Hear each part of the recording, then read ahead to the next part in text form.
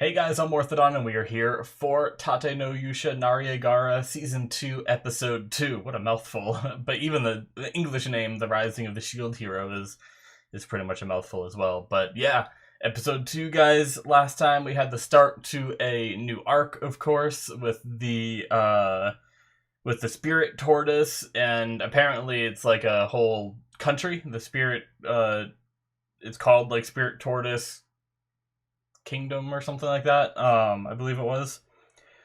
But yeah, it's a world event that happens, and for some reason, whether it has to do with the Spirit Tortoise or not, the wave countdown has stopped for some reason. So we need to look into that as well. And yeah, I was a little bit disappointed with the last episode that he so willy-nilly used his raid shield, because I was hoping that he would listen to Fitoria and kind of use that sparingly, but he just kind of used it just to clear out some of these trash mobs, so I imagine we're going to get to the point where he uses that too much and something bad happens and everything again, because something bad has already happened before in Season 1 regarding him using that, so... But he seems to have decent control of it for now, We also have the ominous, message from or warning from Fitoria saying that if the heroes don't work together, she's going to kill them all. And apparently this is the moment of truth. If they don't work together to fight the Spirit Tortoise, then this is where she will intervene and kill all of them. So, it's scary. But yeah, let's get started with this episode and see where we go from here. Alrighty, guys, we're going to start here in 5, 4, 3, 2, 1, now.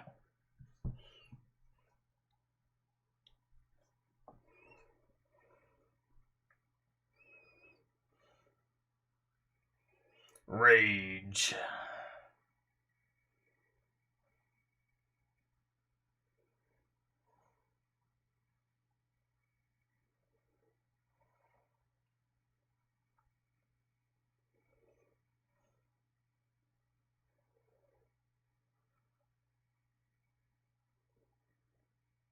Ah, yes, this lady.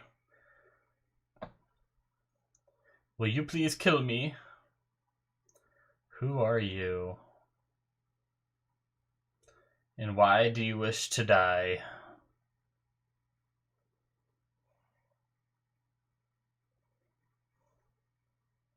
Did we see that last time? She's just gone? What?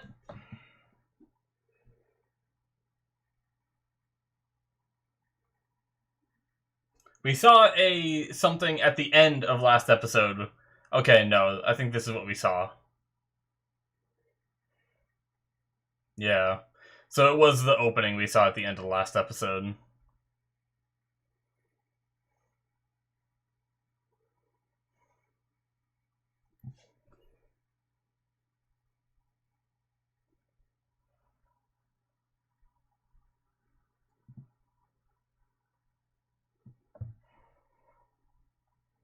Is it like somehow the essence of the Spirit Tortoise is this woman? Like the Spirit Tortoise wants to die, can't control itself or something, and manifests in the form of this girl to speak to Naofumi? I don't know. Throwing out wild theories because I don't know what the hell's going on.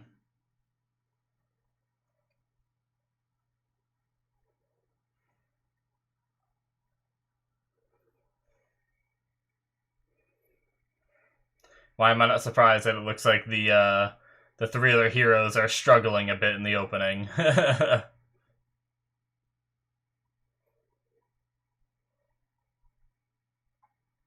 Alright.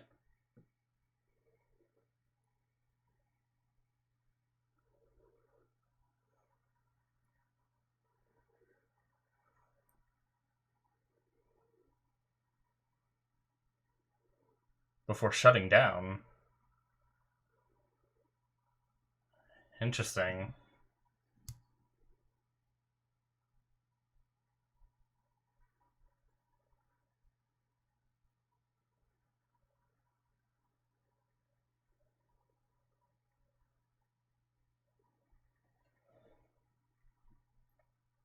Lohirat.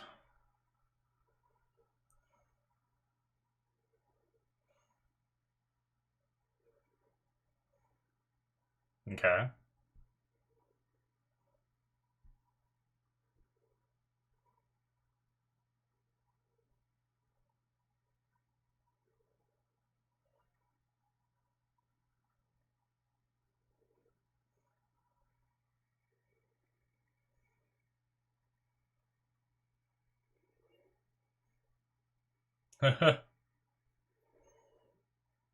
Yes, just throw all our numbers at it.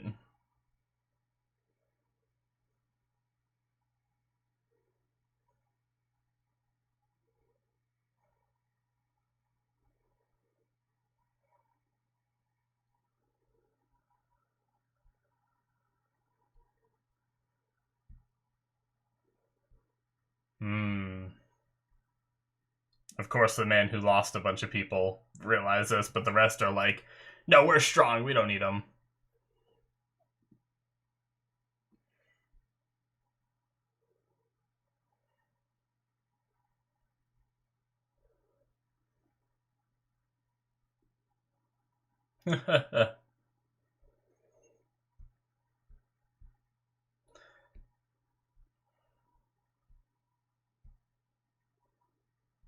Okay. I didn't think what Naofumi said was too bad. He said he wanted to minimize casualties. But I guess he might have said it in an insulting way, a lot of these people. Oh, okay.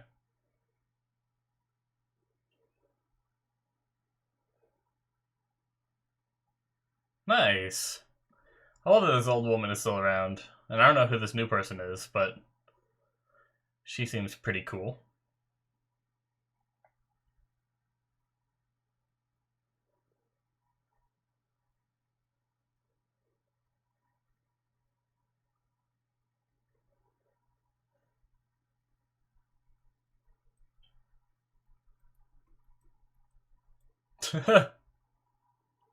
I'm pretty sure they're not eating.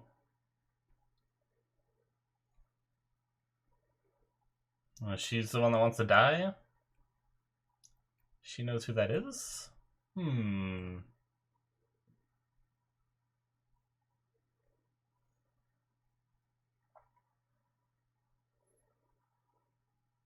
Seven-star heroes.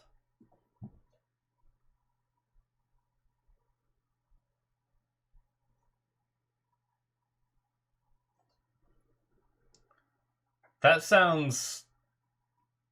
What? They talked about that in the other ones that showed up. Yeah.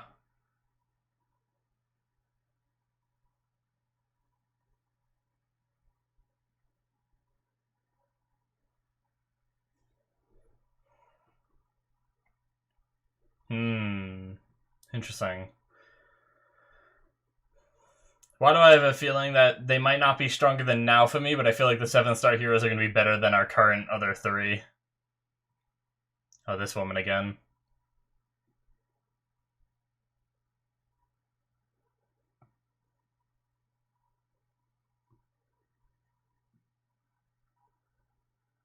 Concubine.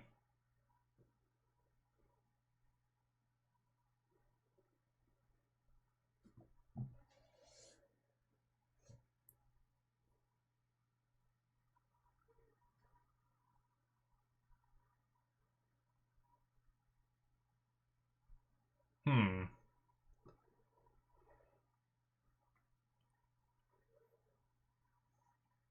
What? A familiar?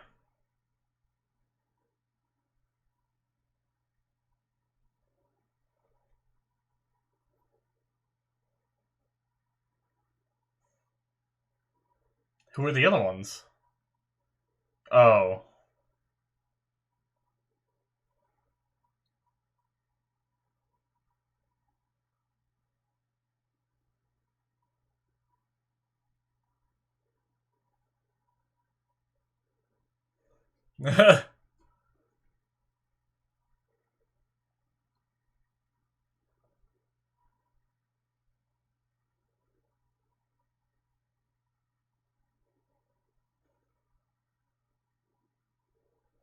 Hmm.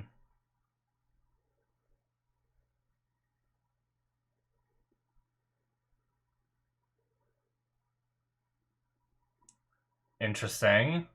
So the reason why the waves stopped is because of the spirit tortoise then. So it is just because of that. It wasn't anything deeper then? Hmm.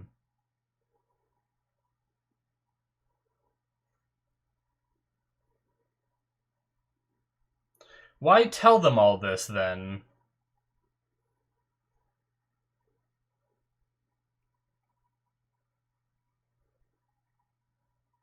She reveals herself now? Oh, okay.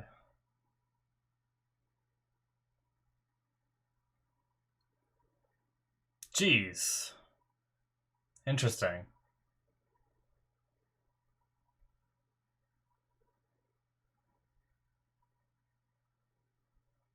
Oh.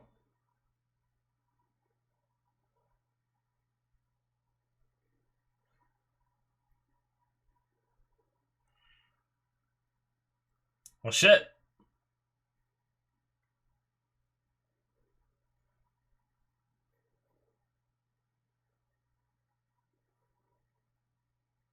Yeah, who broke it?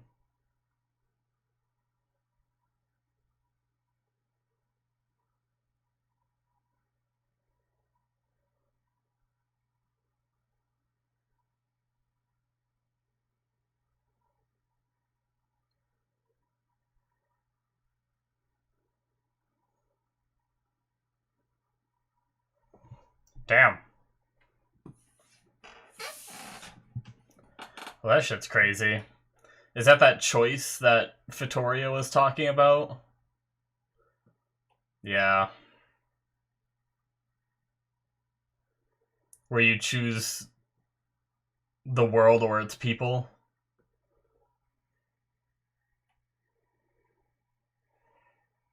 Interesting.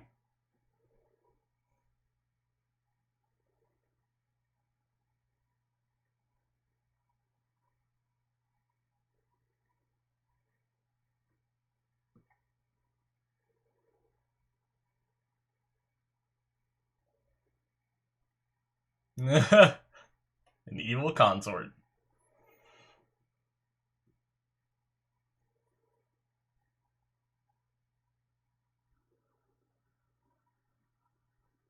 Okay. Could it be like Lark and them from this other world trying to destroy this one the best they can? Maybe if it stops the waves here, it stops them on their side too, so they're sacrificing all the people of this world to stop the waves from happening on their world? I don't know. We'll talk about that after.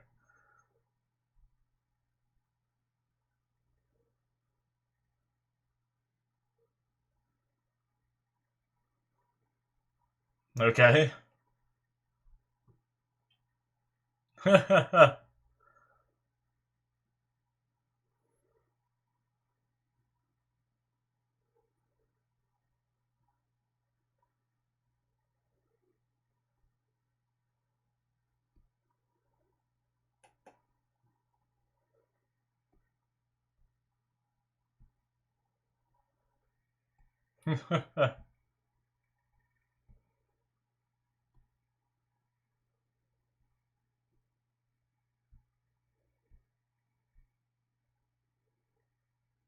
Hmm.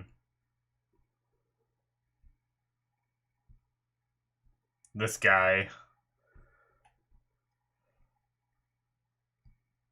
Oh boy. And then it comes down to this.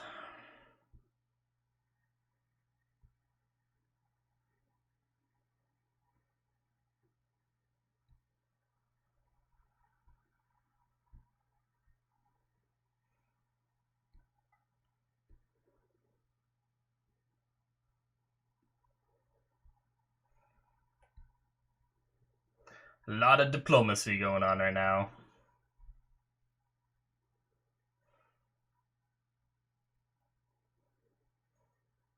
I figured he was gonna explode any second.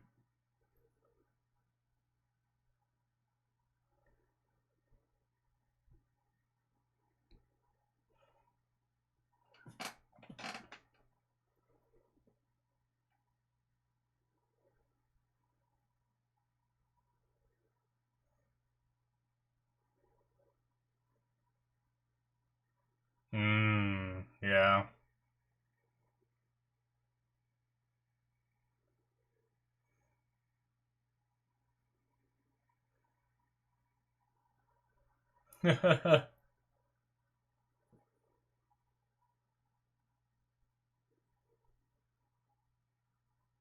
you go up to the girl and be like, "Will you be my concubine?" Just kidding. Reptalia would throw a fit. This guy's in the opening. So, is he the one that's controlling the tortoise? That just seemed pretty ominous, what we just saw.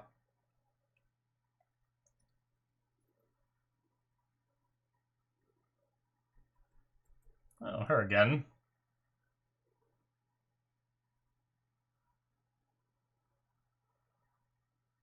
Okay.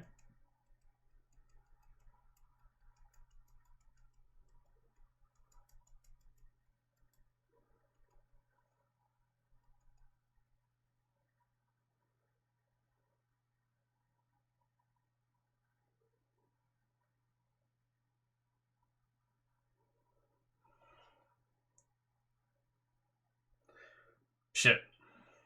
Okay, I'm gonna get those names after, because...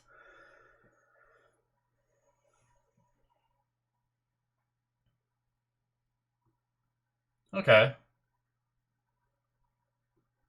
Nice.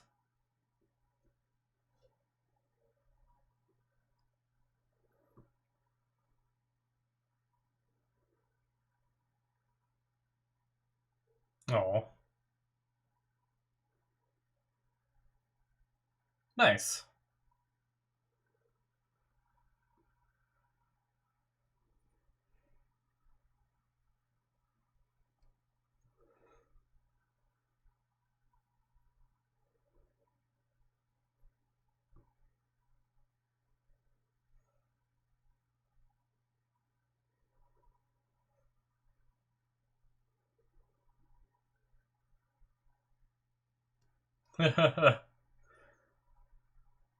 Oh, does she have an actual name? A different name? Am I gonna have to write down another name? Or, I guess, never mind. The regent part was the lie, not the name, I guess. Never mind. I thought she was gonna be like, that's the cover name I used. My actual name is... Oint Harrington. Oh, fucking no. Trying to make something up.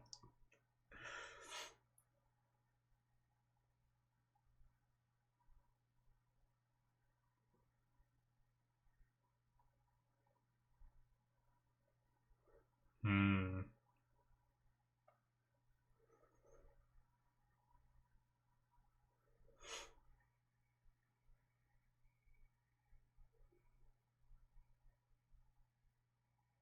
Yeah.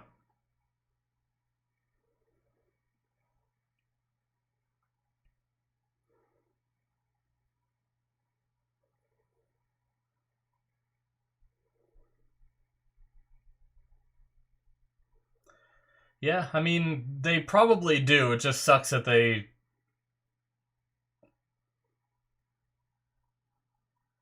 lace everything with their greed and intentions at the same time. But I guess that's what makes them leaders.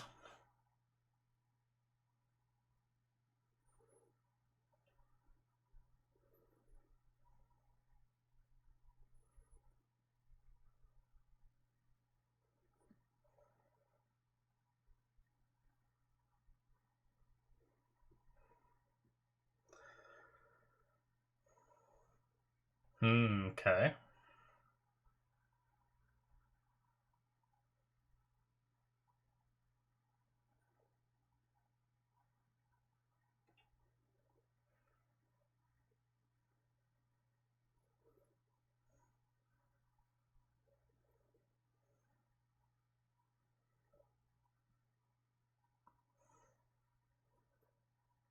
Alright.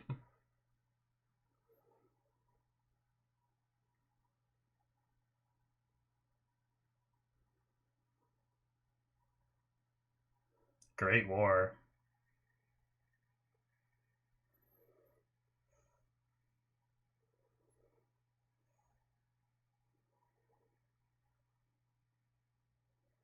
Hmm.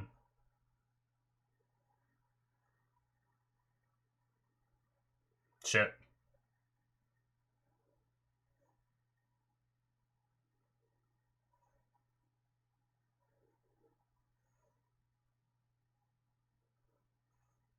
Okay. Setting up some plans. They're gonna try to crush it under the castle, give them a chance to get the head off.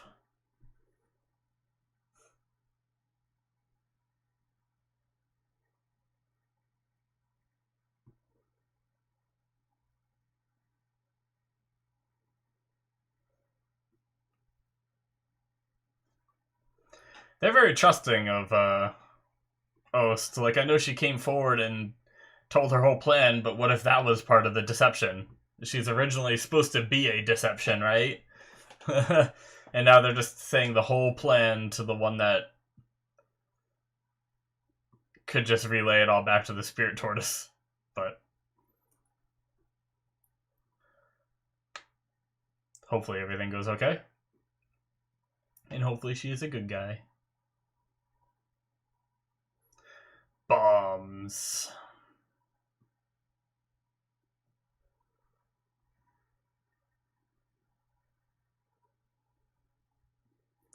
I feel like we're not going to get to see it until next episode. Her bowl is so big compared to everyone else's. Oh,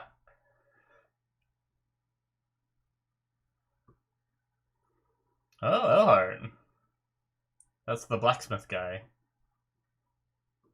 Ooh. A new sword. New claws. Huh. A fucking philo costume.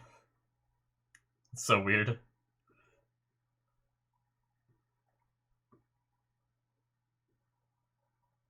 Why is she always wearing outfits like that? We've seen her in, like, the Penguin a couple times, and now we see her in that. Why? Does she just like it? Does it help her with her strength?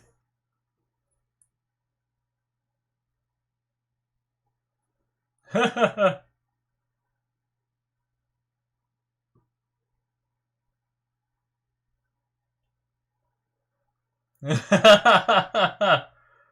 like how Raphtalia looks at now for me. As soon as she said get intimate as fast as possible.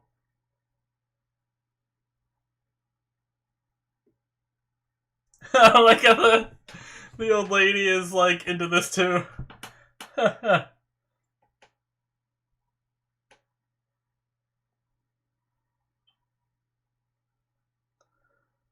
Oh no. Wait, so was Raphtalia clueless?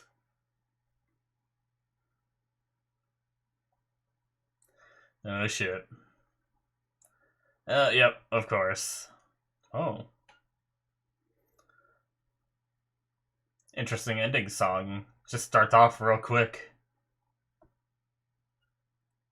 I kinda like it though. Alright, so that was a big old preparation episode. It was cool though. We got a lot of info on a lot of different things, a lot of world building and stuff like that.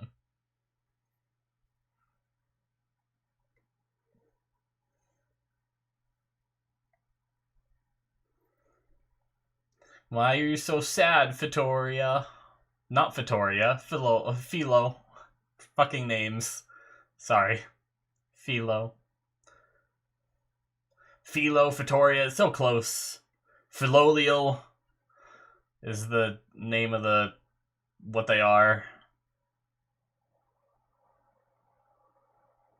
She's a little happy there.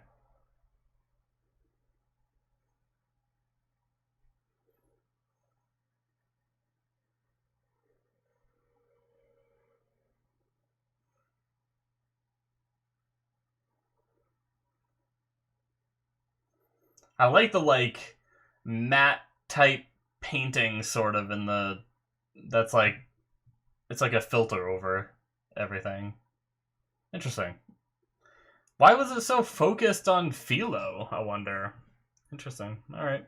Well, that is it for episode 2, guys. Yeah, that was good. That was obviously not much action and craziness, but we had, some crazy info drops. So the disappearing lady, as I wrote her down because she poofed right as like the spirit tortoise like roared before, or whatever that was. She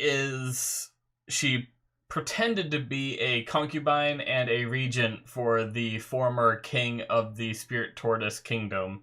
But really that was a ruse in order to basically manipulate royalty and everything into sacrificing people to like giving up these souls and everything towards keeping the waves at bay. So I guess the reason why the waves are shut down right now seemingly is because the spirit tortoise is rampaging. Now I guess that's the case even though the spirit tortoise was like his seal was removed by someone else. I imagine it still works the same where the more souls the spirit tortoise takes, the, more it'll delay a wave and everything, seemingly. So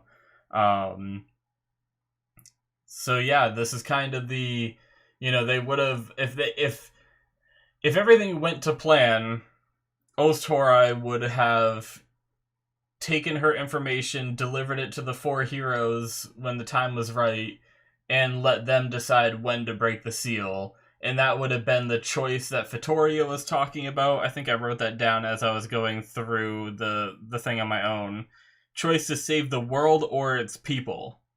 I imagine that is what Vittoria was talking about, because you can either save the world by allowing the spirit tortoise to be released and allow it to stomp over the land, killing tons of people in order to stop the waves, right?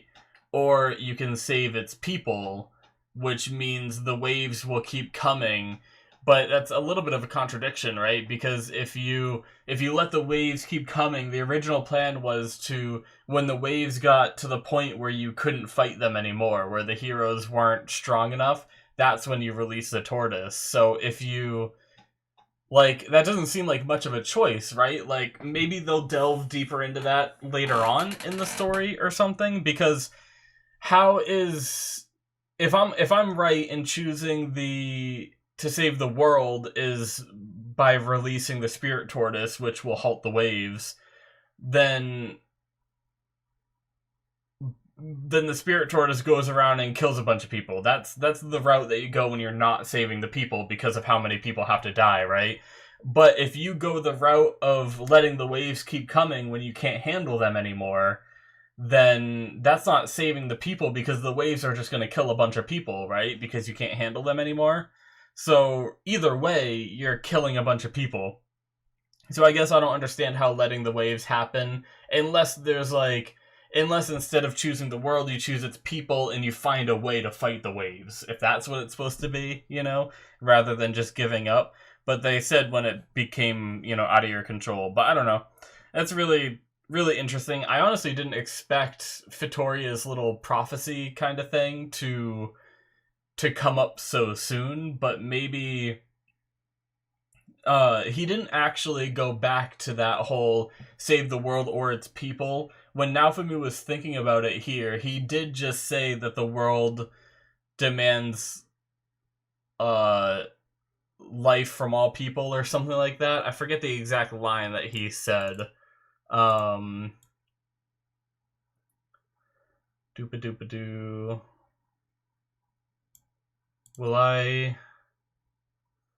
Oh, wow, I found it pretty quick. Okay, the world demands sacrifices from all life.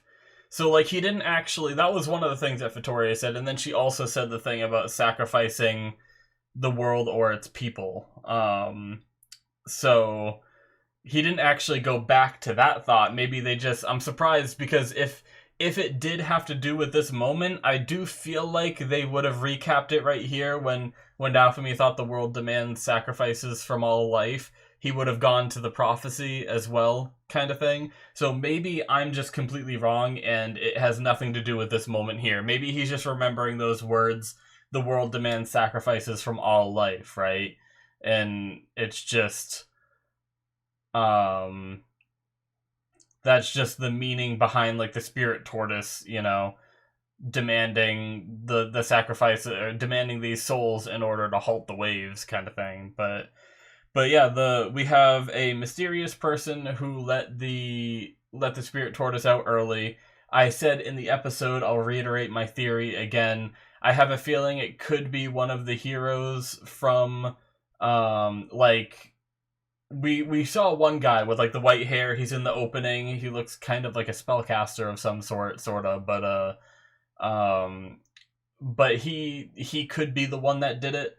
And if he is, I wonder if he is the fourth, because we have Lark, we have Therese, and we have Glass.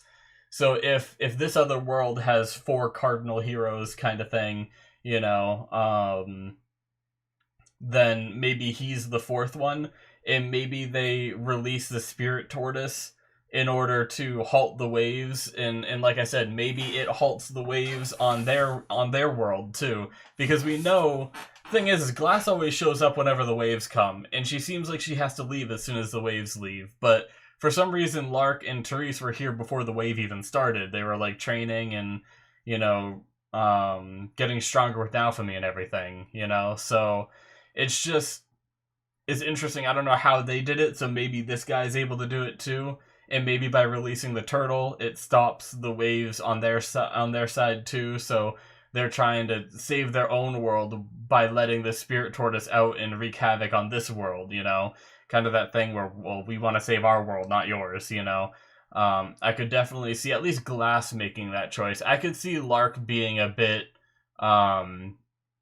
unhappy with this choice, you know, costing this world so many lives just so theirs can find some peace, kind of thing. But yeah, it kind of reminds me of a little bit of the concept behind Fringe, where, you know, these different realities end up, you know, fighting each other and everything.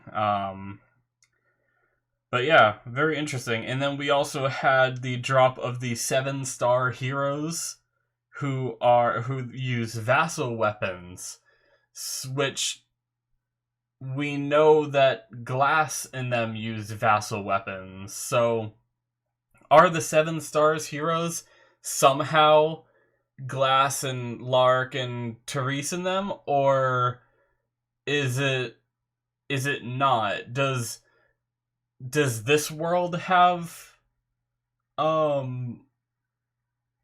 vassal weapons as well? And if that's the case, then does that mean that the other world has vassal weapons and heroes, and we haven't even seen the heroes yet from that world? Like, are Therese, Lark, and Glass all vassal weapon wielders and not the heroes from that world? I don't know, but Lark did call himself a hero, but I guess these are called 7-star heroes as well. I don't know. I'm interested to learn who these 7-star heroes are. Like, are they people we know? Like, is that supposed to be a teaser? Because I'm pretty sure I wrote down here. Yeah, one of the last things I wrote down was vassal wielder.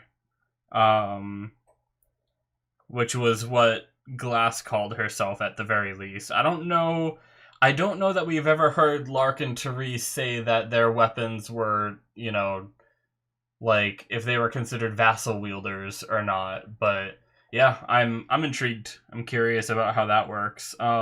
Something that I wanted to talk about in the first episode, because when I was rewatching season 1, it was just something that I thought about. Does Raftalia and the other demi-humans, do they have, like, normal human ears?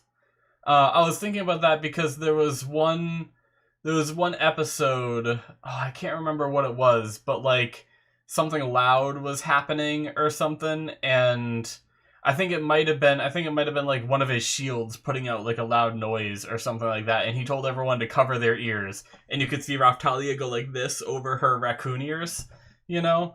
And it, for some reason, just like dawned on me that, you know, she actually uses those as her ears. So does that mean she doesn't have normal ears? And then throughout the rest of the show, every single episode, I was looking out to see if her hair ever like blows to the side, you can see ears or anything. But no, her hair always perfectly covers where the ears would be.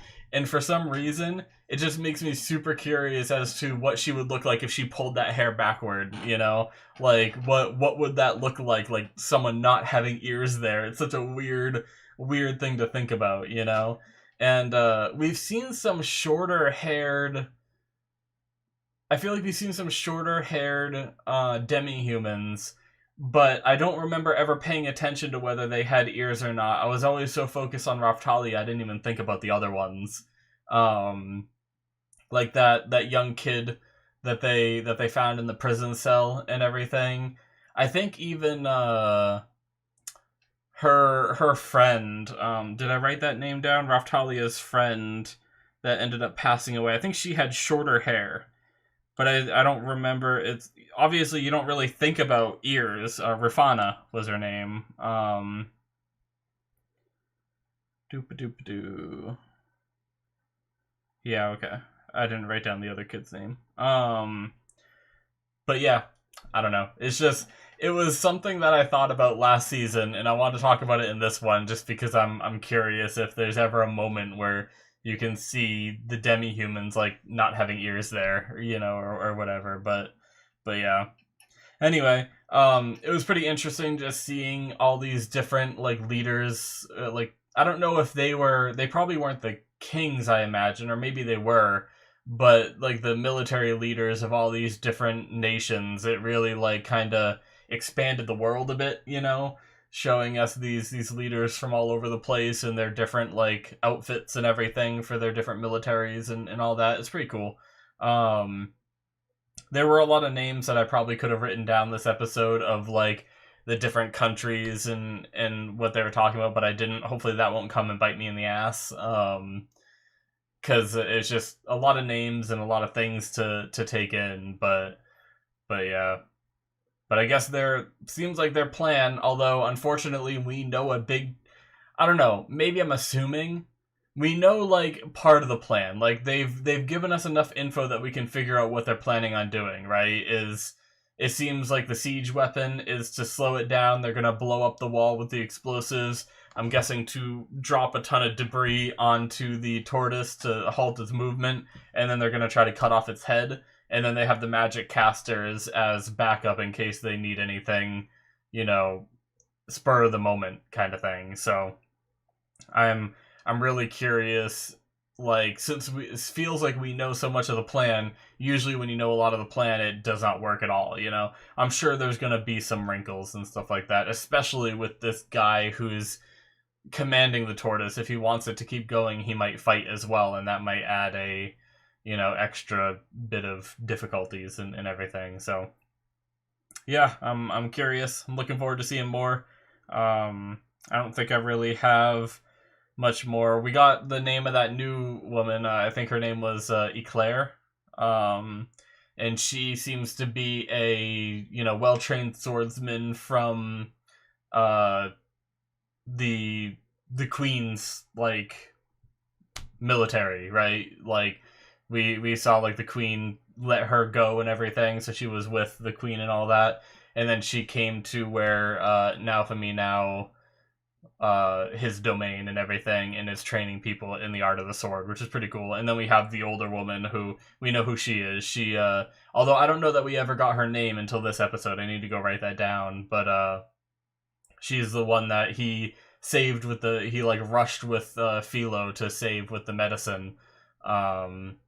And everything, and she ended up being a like former adventurer who seems pretty strong and everything. So that's really cool that she showed up too. But and she's in the opening, like looking like a badass too. So I'm sure we're gonna get to see her fight a bit. But yeah, I'm excited to see more, guys. So that's gonna be it from me. Make sure you hit that subscribe button if you enjoyed. Check out my Patreon if you want to see more content from me. All kinds of new things always coming out on there. Link in the description, or it should be popping up on the screen, or you can just go to patreon.com/Morthadon. Thank you guys, and I'll see you in my future reactions. Bye-bye.